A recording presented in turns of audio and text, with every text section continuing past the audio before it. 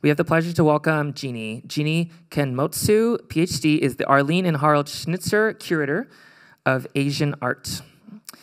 She at the Portland Art Museum. She is a specialist in the art of early modern Japan with a focus on painting, illustrated books, and prints. Other interests include contemporary Asian art, the international reception of Japanese prints, and creative practices of the diaspora. Her research has been supported by the Andrew W. Mellon Foundation, Japan Foundation, the Blakemore Foundation, among others. Dr. Kenmotsu is a senior fellow of the Andrew W. Mellon Society of Fellows in Critical Bibliography at the Rare Book School and a board member of the Japanese Art Society of America. She is currently organizing the first major museum retrospective of the artist Yoshida Chizuko from 1924 to 2017. Please join me in welcoming Jeannie to the stage.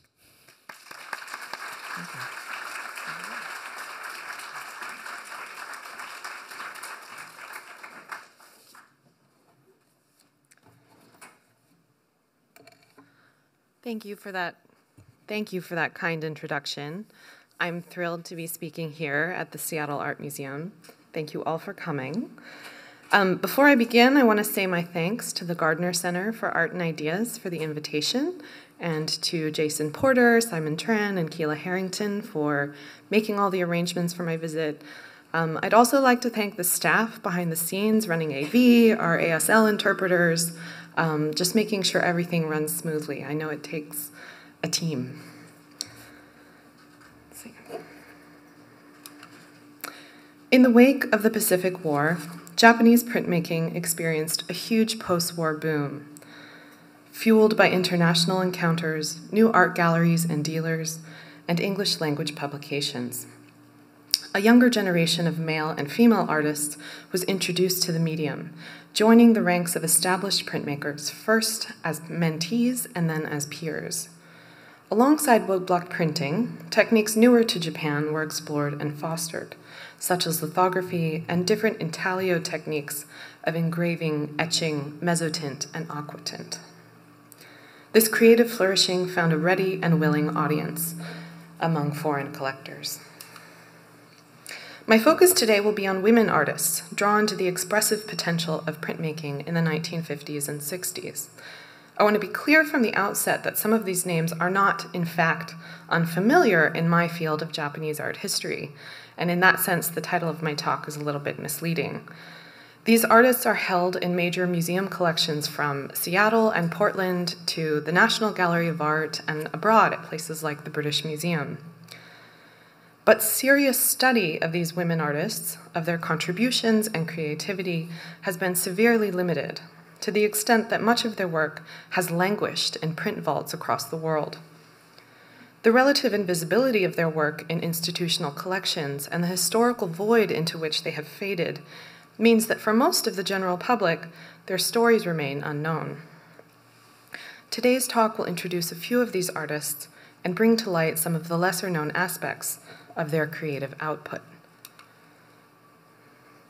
The 1950s and 60s in Japan was a time when printmaking thrived as an art form.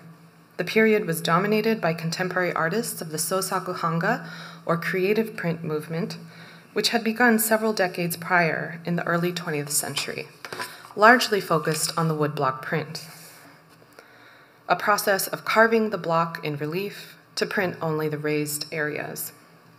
Artists of the Sosaku Hanga movement championed the creativity, labor, and genius of the individual artist. This was a stark contrast to traditional Japanese printmaking models, where a collaborative team of print designer, carver, and printer were orchestrated by a publisher. This print is a humorous take on the publishing industry 250 years earlier in Japan. The artist Kitagawa Utamaro depicts the scene you might have found in an early 19th century workshop. In place of male artisans and laborers, he has composed a scene of beautiful women hard at work. In the center sheet of this triptych, you see women carve wood blocks. At left, they apply sizing to the blank sheets of paper and hang them to dry. And at right, the publisher, who is dressed in an elegant black kimono, scrutinizes a fresh design while an artist looks on anxiously and an assistant brings tea. Utamaro's composition was appreciated for its gender-bending qualities, but it clarifies the typical division of labor that went into the making of Japanese prints for over 200 years. The 20th century creative print movement was built on a different credo. Jiga Jikoku Jizuri, or self-designed, self-carved, self-printed, was the rallying cry. This was more a rhetorical stance than a strict description of the actual process, for many artists still worked with block carvers and printers. But the ethos of the movement was that the artist was complete in himself, and it reflected an effort to self-consciously distance creative print artists from the publisher-led model we just saw. These were printmakers who maintained that artistic consciousness and the individual creative intentions of the artist were paramount. In the post-war years, artists emerging from the creative print movement found an enthusiastic foreign audience for their work, first with American occupation forces, and later abroad in international biennials and museum exhibitions. Then, as now, stars of the movement were men like Onchi Koshiro, Munakata Shiko, Sekino Junichiro, and Saito Kiyoshi. Although they have received far less attention than these male counterparts, there were in fact many women printmakers active during this period. We'll return shortly to how modern graphic arts were emerging as a rich and exciting but highly gendered field. But first, I'd like to take a closer look at an artist we know quite a bit about. Currently in Japan, Shinoda Toko may be the most famous of the printmakers I will discuss today. Born in 1913, she was raised practicing calligraphy from the age of 5 years old. By 1940, she had begun to earn recognition as a calligrapher, poet, and painter. Her first solo exhibition occurred that year in the Ginza district of Tokyo. The outbreak of World War II temporarily interrupted her artistic practice, not only because of the adversities of civilian life during a time of national mobilization, but also due to the difficulty of continuing to exhibit her work as an unmarried young woman at a time when marriage and childbirth were considered patriotic acts to support the war effort. She returned to making art in 1947, and about a decade later, left Japan for the United States.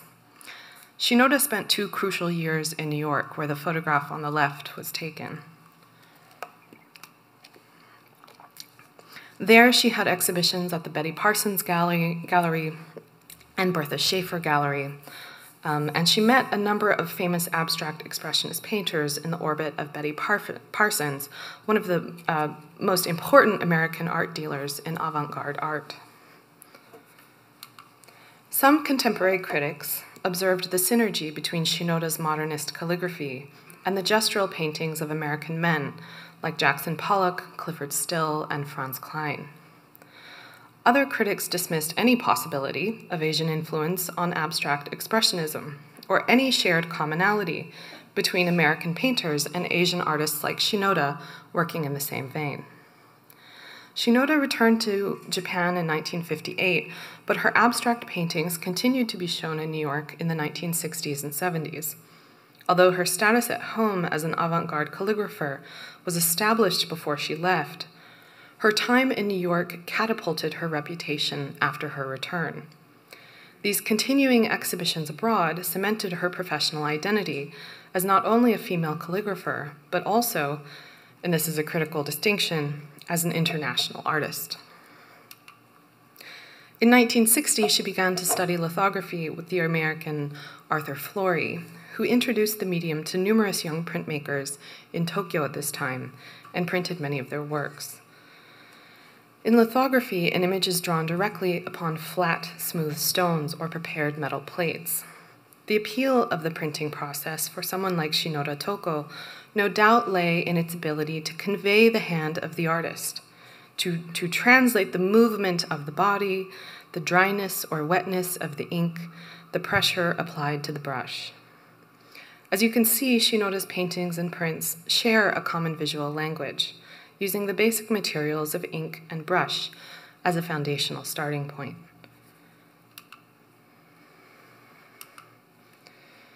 Her creative practice over many decades mined the tonal and textural qualities of ink, something calligraphers in East Asia have explored for millennia, and contemporary ink artists today continue to grapple with.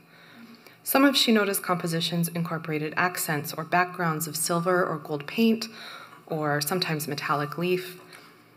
And from the 1960s onward, red ink made from cinnabar often appears in small, distinct details, acting as a kind of punctum that is never the main image, but somehow completes it. Over time, pure gestural abstraction began to feature more prominently in her work, although the lexical quality of calligraphy as a visual form of language never fully disappeared entirely. Like many women artists in Japan, Shinoda faced sexist, even misogynist criticism within the hierarchical Japanese art world. Her triumphs abroad offered some degree of insulation from the patriarchal structures that typically determined an artist's degree of commercial and professional success. However, the equivocation, indifference, or even hostility that she did face may have also shaped her fiercely independent attitude and the way she talked about herself and her work throughout her life. In 2015, she published a memoir titled "Things That I Understood About Life" by age 103. Life is fun even when you are alone. In it, she stated, quote, "I am an artist, but I never thought to become an artist. I feel like I became an artist while trying to live a life of freedom. My heart's yearning for freedom has created my own path. Everything I have done has been because my heart asked for it, and that is why I am who I am today," unquote. By any standard, Shinoda Toko had an extraordinarily long career marked by significant commercial and creative achievement. In 2021, she passed away at the age of 107. After 80 years of making art and pursuing a resolutely independent path as an artist. She's only recently beginning to receive scholarly attention that places her more clearly in a critical historical framework and grapples with the tension between her ardent individualism and the need to situate her work relationally to both the Japanese art world and the international art scene. It's worth pointing out that because Shinoda's chosen printmaking medium was lithography, she is sometimes excluded from critical discussions of the 20th century print in Japan.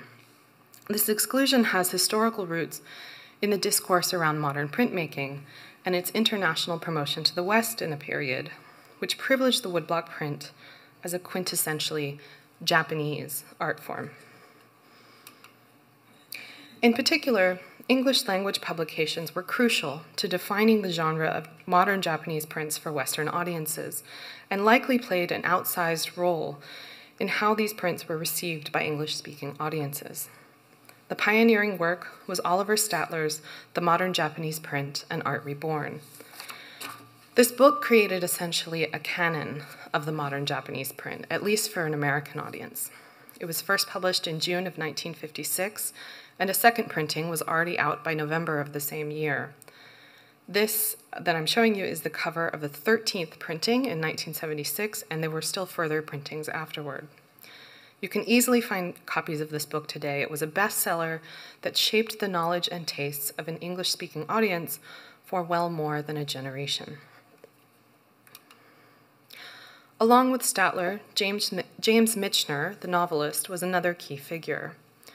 Michener was a collector himself and had provided early encouragement to Statler. In fact, he wrote the introduction to Statler's book.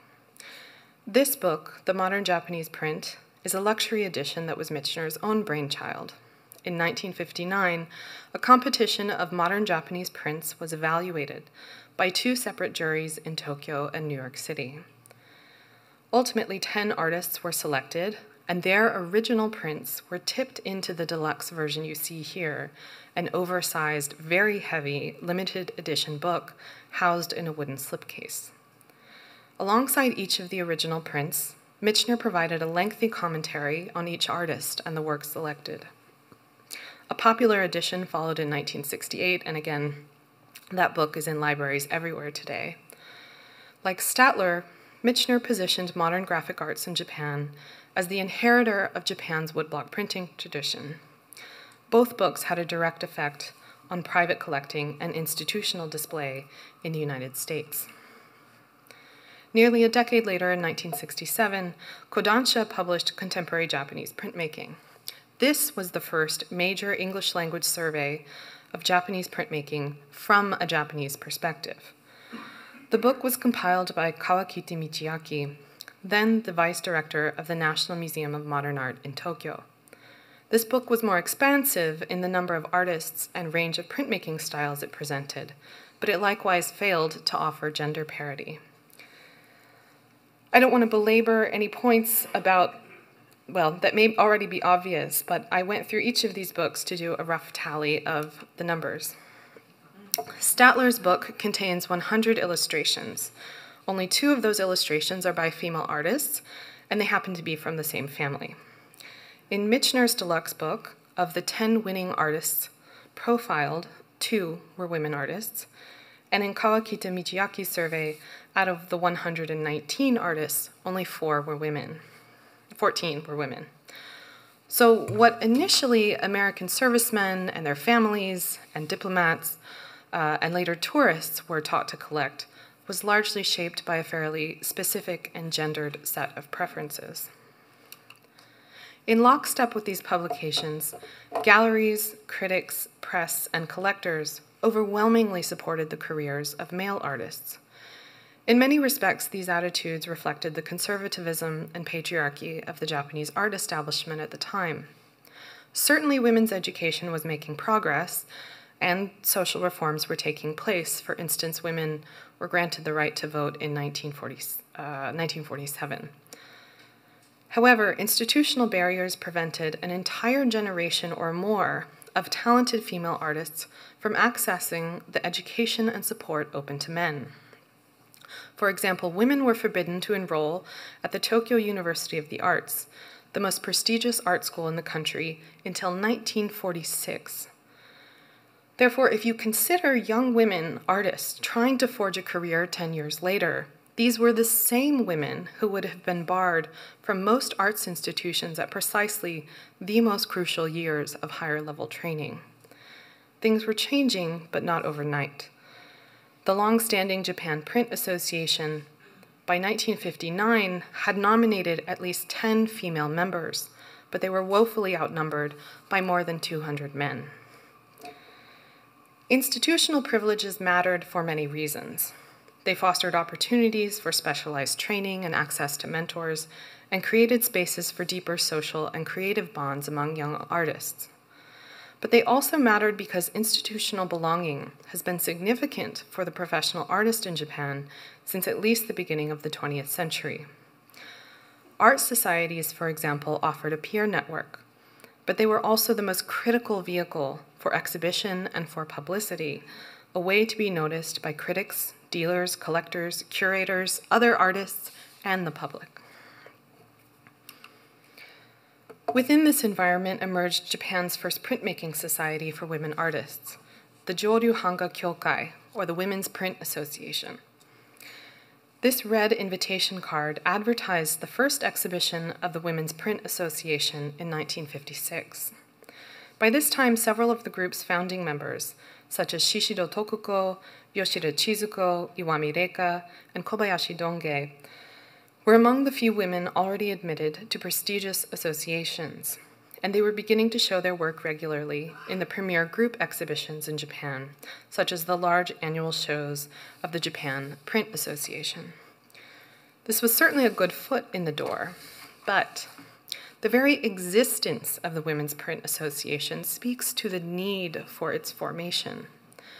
Despite considerable gains in the art world of the time, the women you see pictured here have never attained the level of fame of their celebrated male peers, some of whom were their own husbands. As you can see, these artists were not united by a shared visual aesthetic or even the same printmaking medium.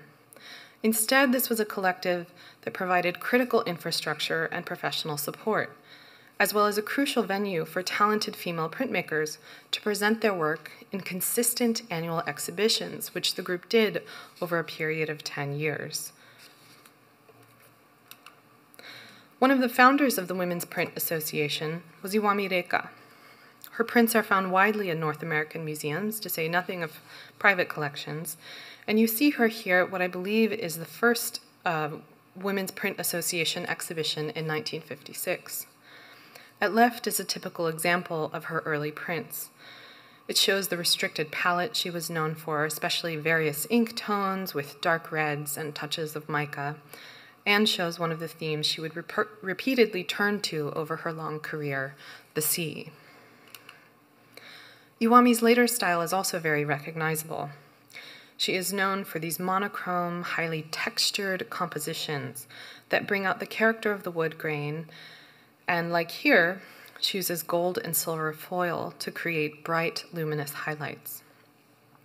The print on the left was made in 1964, but already Iwami has found the elements of an artistry that she would pursue for decades, which speaks to a real clarity in her practice, something that she's achieved basically in the first decade of printmaking. Like Shinoda Toko, Iwami never married or had children, and her long and productive career in printmaking lasted for well more than half a century. When Iwami discovered woodblock printmaking in 1954, however, she was actually training in a different field, as a doll maker. She was apprenticed to a master of traditional Japanese doll carving, Hori Ryujo, who holds the distinction of being the first woman to be designated a living national treasure in 1955. I don't know who originated the idea, but it is generally accepted that Iwami broke from her doll carving practice to adopt printmaking. Until recently, I believed the same thing. However, this doll, named Sarubia, which is a name for the salvia plant, was given directly to the artist, by the artist to Allison Tolman when she was 12 years old. Allison is now a second-generation dealer in modern Japanese prints, but when she was growing up, the young artist Iwami Reika developed close bonds with the Tolman family. As far as I am aware, until we find other surviving examples of Iwami's doll carving practice, Sarubia is unique in the world. This means you are witnessing its first public debut, so please pardon the quality of the photos. The doll bears a marked resemblance to the dolls carved in the 1950s by her teacher, Hori Ryujo, with an elegant but robust abstraction of the body, a slender, simplified head, voluminous robes on a wide base, and delicately painted eyes. The garment is decorated with carved, heart-shaped leaves and the red blossoms of a flowering salvia. The doll remained with its original box, which is very fortunate, as it gives us the ability to date the work to 1963. This means that it would have been made after Iwami's career as a print artist was well established, and suggests that the turn from one medium to the other was not a sharp break, as previously supposed. I would also suggest that Iwami's early untitled prints, as you see her on the right, seem to bear visual similarities. In particular, the swooping, serif-like curves, salvia-like red palette, and the liberal use of mica. These early prints of pure abstraction are very rare. Iwami benefited from the early support of one of the biggest ambassadors for Japanese prints, James Michener. She was one of the 2 women selected for his deluxe book, The Modern Japanese Print. Michener calls her the first woman in the history of Japanese prints to attain full stature.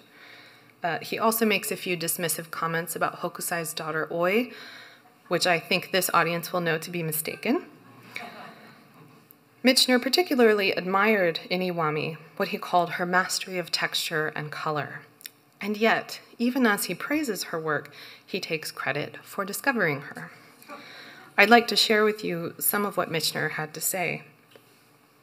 Quote, "I can recall the day on which I was passing an art store in Tokyo and saw a copy of the first print Miss Iwami was offering to the public. At the time, I supposed the artist was another of the gifted young men who were knocking for admission to the ateliers of critical review, and I remember thinking, that one might make it. But as I was about to pass by, I stopped to restudy the beautiful use of texture which characterized this unknown print, its vivid yet controlled coloring, and its wholly satisfying composition. I concluded then that this Iwami, whoever he was, had reached a point rather more advanced than competing artists who were just appearing on the scene. unquote. Michener then goes into the shop and buys 3 prints by this unknown artist, who at this point he still mistakes for a man and later discovers it was in fact a woman. Quote, "At big shows, I began to spot her work, and it maintained its high standards. She was on her way, and I felt an inward glow of satisfaction," unquote. For many readers, this was their first introduction to Iwami Reika. I've quoted Michener here at some length because I think it reveals just a taste of the discourse surrounding these artists. Michener can't seem to help himself. He is perhaps justifiably smug for having recognized her talent after all, but his claim to have discovered her is a bit overblown. Iwami trained with Onshi Koshiro, one of the most prominent Sosaku Hanga artists of the day, and she would have met other artists while studying with Onshi and at the Bunka Gakuin Art School in Tokyo, where many other women artists trained. In fact, by the time Michener's book was published, Iwami was already exhibiting prints with the Women's Print Association and elsewhere. Nevertheless, English language publications made Japanese prints accessible to a new foreign audience, primarily North American, but also the UK, Australia, and elsewhere. Books could be learning tools for the armchair traveler, opening up a market for prints to those who had never even set foot in Japan. Arguably, Statler's and Michener's early books were the most influential, but other books were also popular. In the 1960s, artists Yoshida Toshi and Azechi Umetaro published English language books that focused on more technical aspects of their craft. Ronald Robertson's Contemporary Printmaking in Japan and Francis Blakemore's Who's Who in Modern Japanese Prints updated and expanded on the reference-like nature of Oliver Statler's book. Both Robertson and Blakemore were Americans who lived in Japan and were close to many of the artists. Robertson, an artist himself, headed the Arts and Crafts Division of the United States Forces in Japan, and later with his wife Helen conducted extensive research on living Japanese artists, part of which informed their book. Francis Blakemore was an artist and dealer who operated the long-running Fresnel Gallery for 20 years inside the Hotel Okura in Tokyo. Blakemore may be a familiar name to those of you here, as she retired with her husband to Seattle, and among other philanthropic projects, donations of her art collection were made to SAM, the Burke Museum, and the Henry Art Gallery. All of these later publications advanced the field and widened public appreciation for modern Japanese printmakers. Unfortunately, very few women were selected for any of the major entries or essays. For example, even in Blakemore's Who's Who, only 11 women were featured among 105 entries.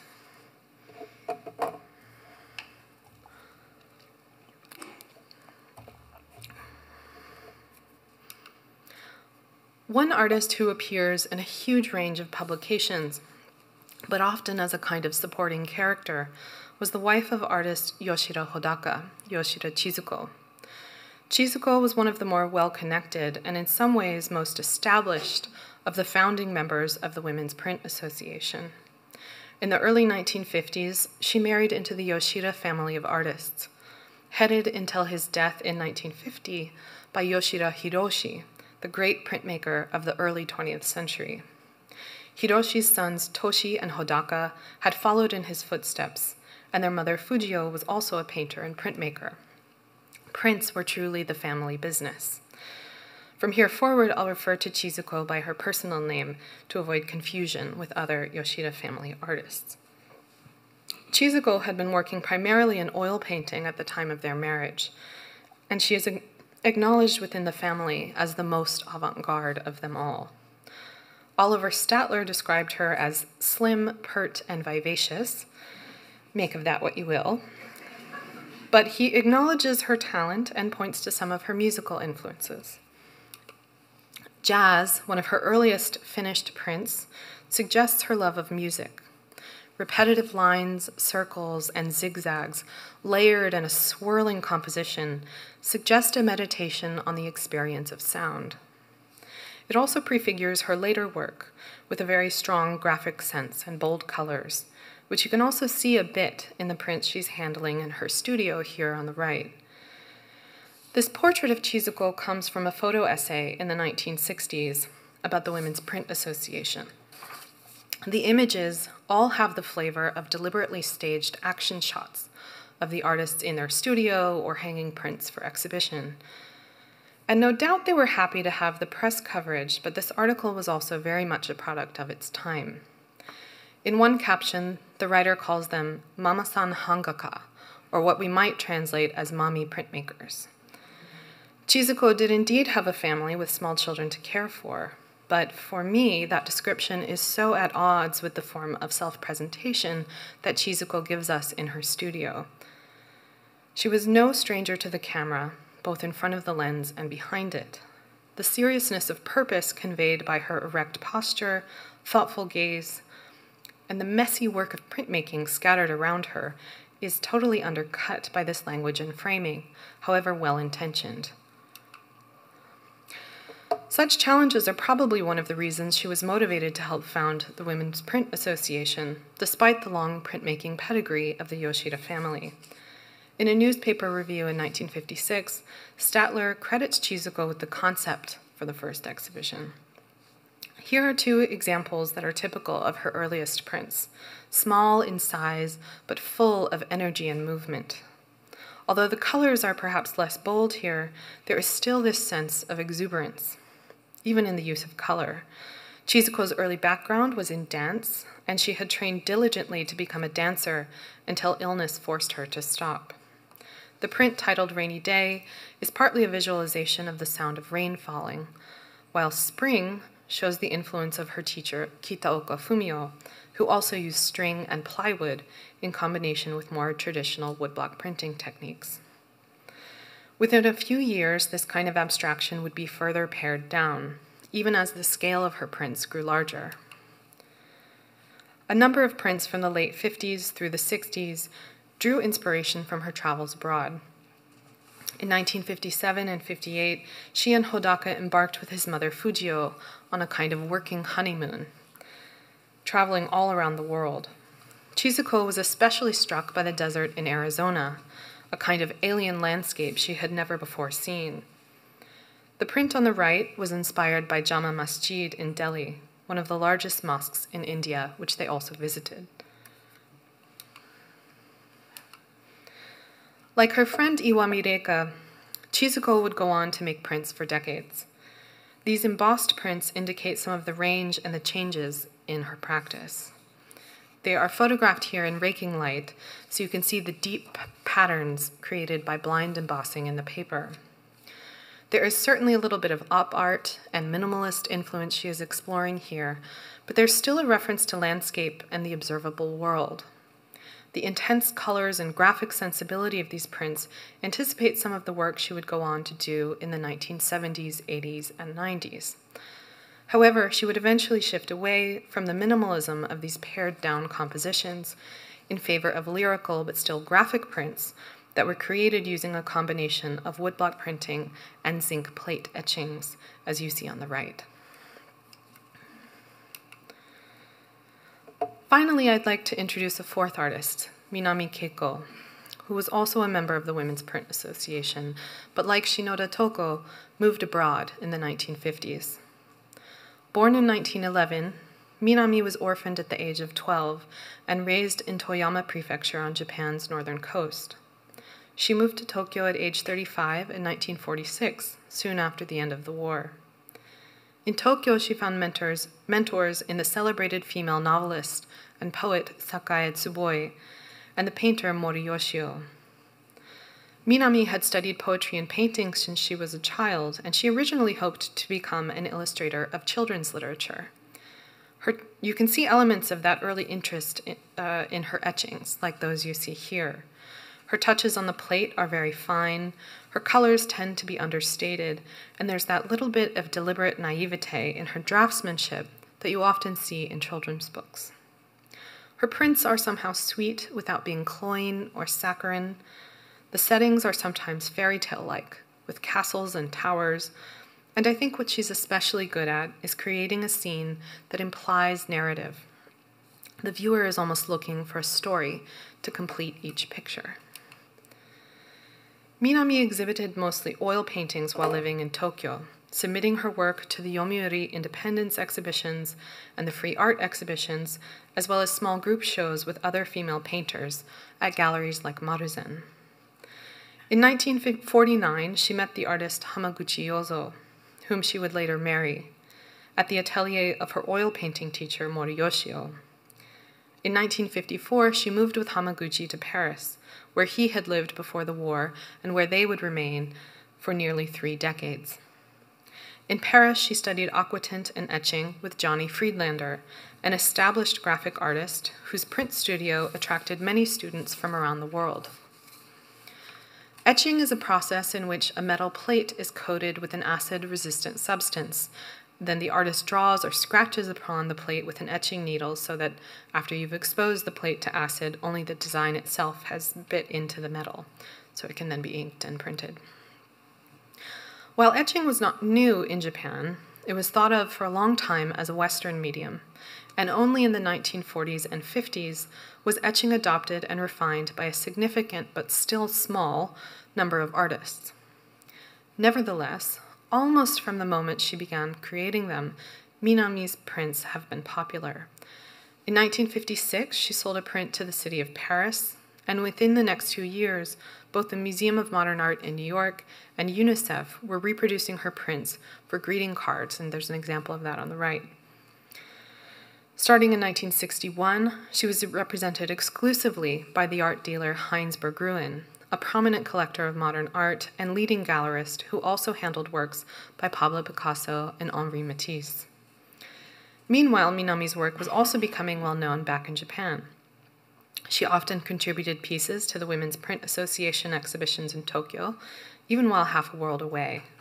A solo exhibition was held in 1960 at the Nichido Gallery in the Ginza district, and throughout the 50s and 60s, she was shown in group exhibitions at high-profile Japanese museums, such as the Tokyo Metropolitan Art Museum, the Kyoto Municipal Museum of Art, and the Museum of Modern Art, Kamakura. Minami's prints were often described in the period, and now, in highly gendered terms as delicate or whimsical. I have wondered whether such terms would be used if she had been a male artist. In many of her prints, there is a sparseness and sense of absence that stands out to me. I think it would be a mistake to attribute too much biographical meaning, since I have yet to see any comments made by Minami herself that connect her work to being orphaned at the age of 12. At the same time, there is a surreal quality to the empty spaces of her prints that suggests not only narratives of fantasy and fairy tales, but also alienation or loneliness. And in conversations with other art historians, comparisons to the work of Edward Gorey or even Paul Klee have come up. An alternate reading of her work might recognize the quite spare quality of her graphic style, or perhaps even that there is something eerie or unsettling in some of her prints. Another underappreciated aspect of her work is her design sense. A few of her prints, such as these, hint at other directions she might have taken. This is just speculation, of course, but like Yoshida Chizuko, and unlike Shinora Toko and Iwami Reika, Minami Keiko was married to a fellow artist, one whose career eclipsed her own and whom she would have supported in 1,000 ways at home. While it is almost certain that their life in France afforded some greater freedoms for a Japanese woman in the 1950s and 60s, it is hard to estimate how the institutional and social challenges that faced women printmakers might have impacted the trajectory of her career. Prints like these suggest some different directions in design and abstraction that remained unexplored. In closing, modern printmaking was emerging as a distinct and exciting field in the 1950s and 60s, as much for women as men. Even if that field was actively being shaped in gendered terms, these women found in printmaking a dynamic, generative medium, and some of their great early successes are beginning to gain greater recognition. I feel strongly that we need these kinds of stories. which teach us not only about the resiliency and imagination of artists, but historical lessons about the value of women's work and their ability to be autonomous, fiercely creative individuals. Moving forward, I hope that future scholars, collectors, and lovers of Japanese art and 20th century printmaking will pursue further research on these remarkable women artists who pursued the graphic arts with enormous talent, skill, and inventiveness, even while the art establishment and the engines of scholarship, popular publishing, and the press put them on unequal footing. For now, I hope today's program has piqued your interest in these artists. Bringing to light forgotten aspects of their work helps to expand not only the history of modern Japanese printmaking, but also the international landscape of the post-war years and the lesser-known stories which merit our closer attention. Thank you very much.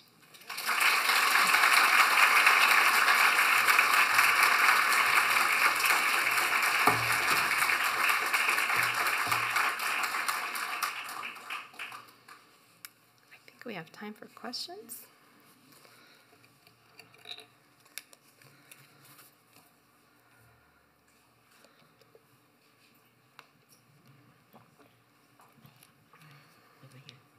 Good morning, and wow, thank you so much. It was a beautifully organized presentation. At one point, is there any chance that our local artist, Emily Carr, might have passed the paths of these women artists in Paris, for example, and could they have known each other?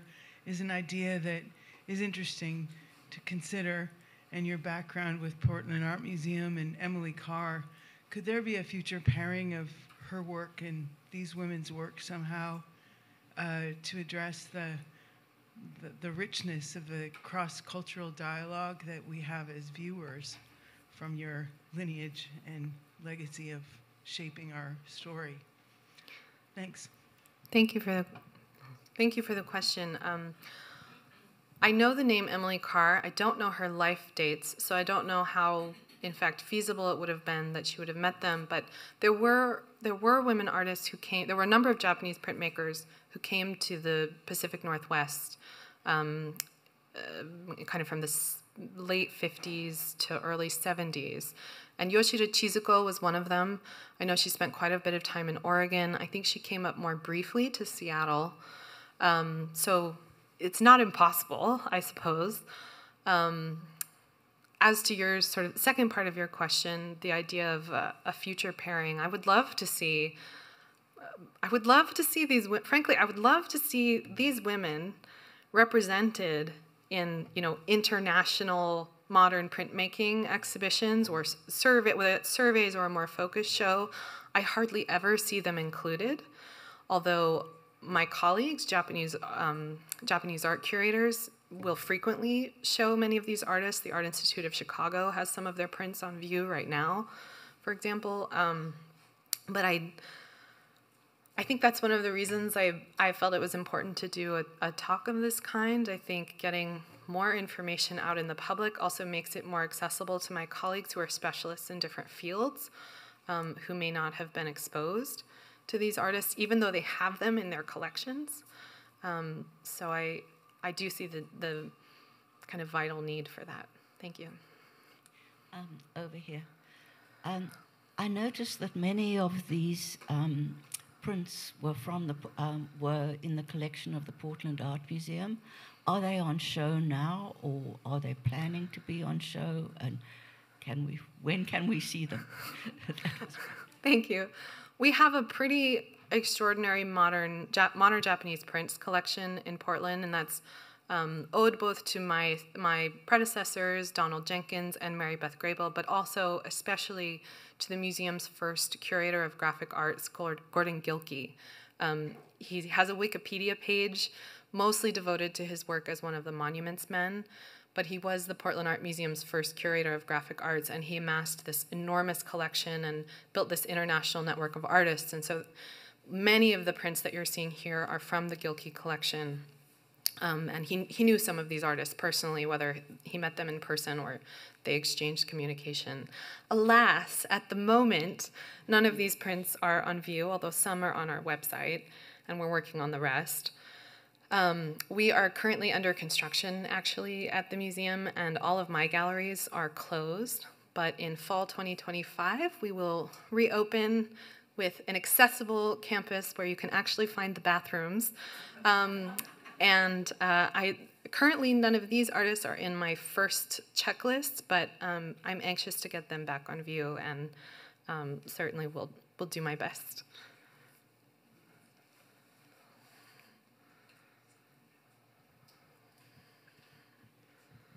Emily Carr died in 1945, so there would have been no intersection with these artists. Are you planning to publish a book on these people so that we can have better access to them? Please?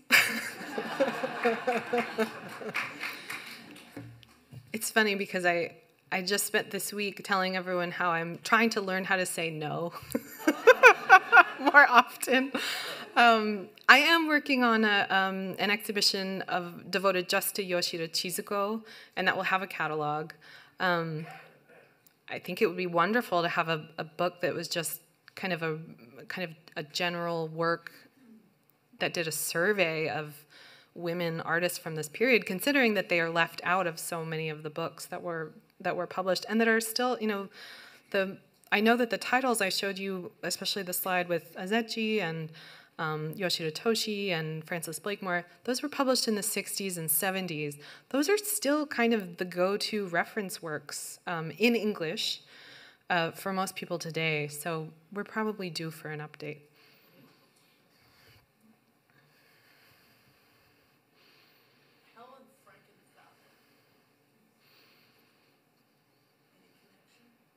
No connections to Helen Frankenthaler, although I love her work, as probably most people in this room do, but no known connections. I think there's one in the back.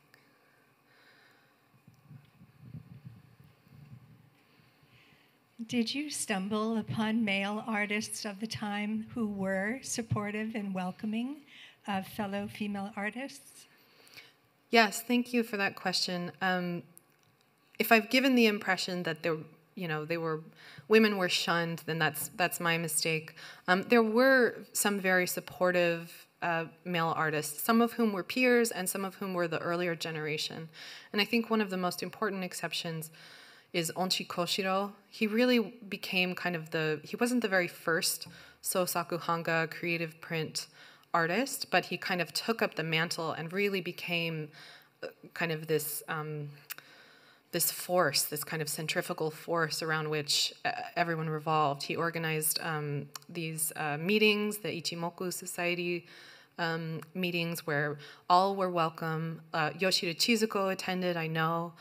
And he, if you look at the history of the Japan Print Association, which was kind of the premier organization for artists in this medium, in the years when Onchi takes over as kind of the organizer of the show, that's when you start to see women being nominated in those years. I mean, it's a kind of a subtle pattern, but it's certainly there.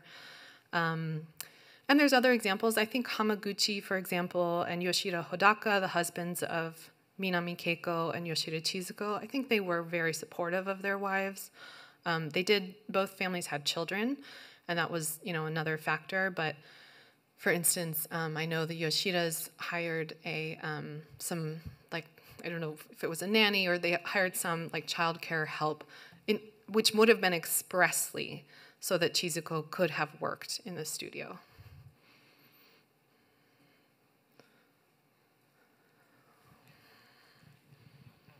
You mentioned some of the pieces are small. Could you give the dimensions?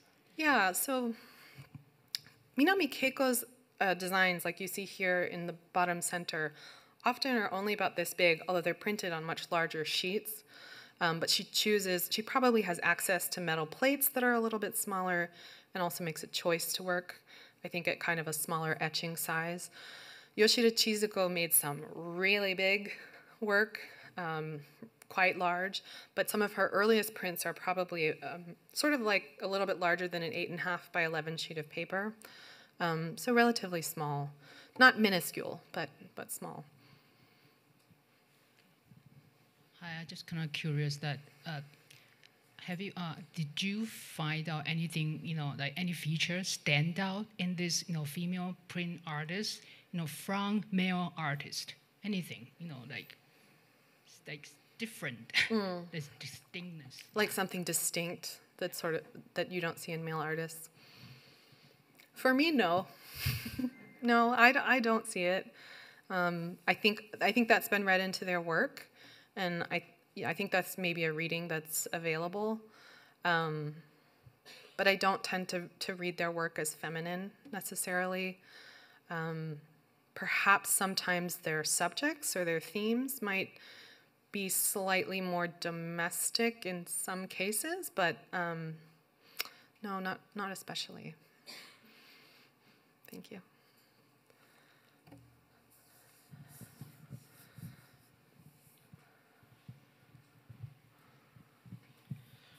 Yeah, you mentioned that some of Shinoda Toko's work was downplayed because she was working in lithography as opposed to woodblock or relief printing.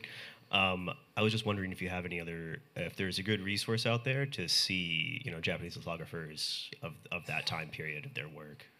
So one really interesting thing, and I think if there's any graduate students in the audience interested in this topic, I recommend this to you. So this American Arthur Flory, who was in Tokyo, we know that he was there. We know that he had some connections in Philadelphia. He might have shown at PAFA and the Philadelphia Museum before he came to Tokyo, or maybe when he came back. I get the chronology a little bit wrong.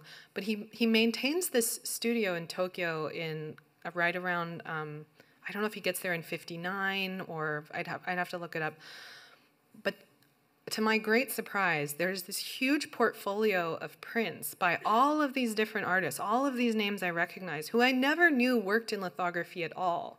So I think a lot of these artists came through and experimented at that time, and I think that would be a wonderful research topic that I will say no to myself, but would love for someone to take up. So I think lithography, yeah, at that moment, particularly in Tokyo, is sort of rife for study. As far as Shinoda, there is a fabulous new essay in Women's Art Journal that was published in 2022. If you just look up Shinoda Toko, I think it's by a young scholar at the University of Heidelberg, whose name I'm blanking on at the moment. But that's one of the best critical kind of study of Shinoda's work that I have read in English. Yeah, thank you.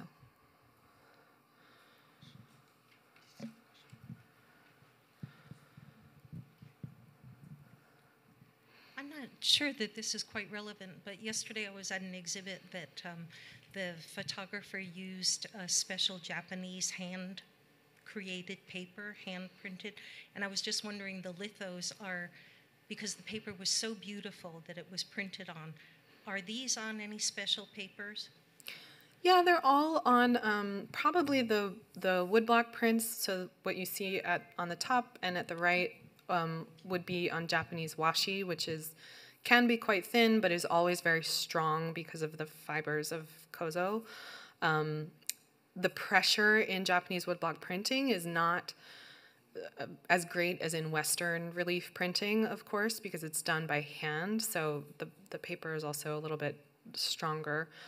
Some of these artists would have papers made for them, specially. Sometimes it would just be what was available. I think that Chizuko, for example, shared paper with her husband and with her mother-in-law, because of course they're all in the same studio. I find lots of editions that are the same size. With the etchings, I think probably if I looked at the watermarks, they're probably BFK Reeves. A lot of the etching papers that Minami is using. And with Shinoda Toko, I think also they were probably papers made in Japan, but there may have been some Western-made papers as well. But if you're thinking about, I think we often see contemporary artists today using washi or Japanese paper. And I find that it is often very, very thin and translucent, maybe beautiful colors, maybe it's made so that you really can see the threads of the fibers. And that is not the type of paper that these printmakers were using. I think we have time for one more question. This is kind of off topic, but I was really impressed with the longevity of these three women. And I was curious if they were still printmaking into their 90s. Yeah, I was trying to look at the last date for Shinoda's last work and Iwami's last work in particular, because they lived very long lives. They were both over 100, or Iwami was close.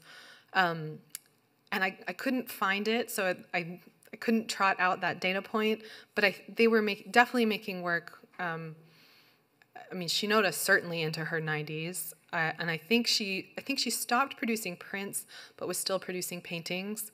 Iwami, I think, was making prints, until maybe the last 5 or 10 years of her life. So they were really submitting things. They were showing them. I mean, you can find them in some of the group exhibitions in some of their very last years. Yeah, they had incredible longevity. Must have been the art. Well, I just want to thank Jeannie again for such an amazing presentation. Thank you all for coming.